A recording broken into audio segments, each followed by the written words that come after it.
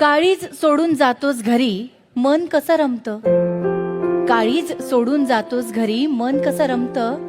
सांग ना रे बाबा तुला इतकं कसं जमतं.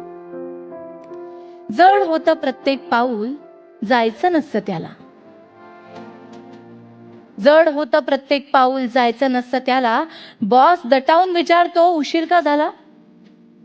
लेकराचं दुडुदुडू चालणं भडाभडा बोलणं हे सगळे क्षण वाहिले जातात. जाताना झोपलेले आल्यावर झोपलेले त्याने बंद डोळेच पाहिले जातात. भविष्यासाठी आपल्या याचं वर्तमान संपतं. सांग ना रे बाबा तुला इतकं कसं जमतं. दोन शब्द बोलण्यासाठी रविवारची वाट पाहिली. त्याची सुट्टी माझ्यासाठी माझी मी मैत्रिणींसाठी वाहिली. चिडचिड करत आई म्हणायची घरी बस मला. उत्साह पाहून तोच सांगायचा अगं खेळू दे ग तिला.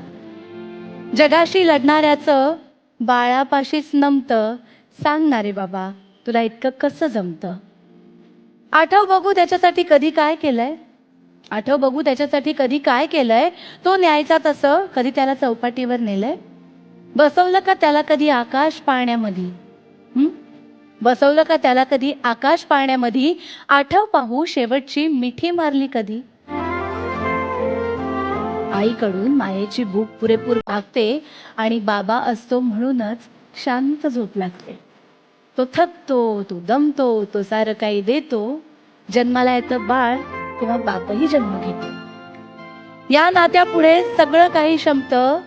सांग ना रे बाबा तुला एवढं कसं जमतं. सांग ना रे बाबा.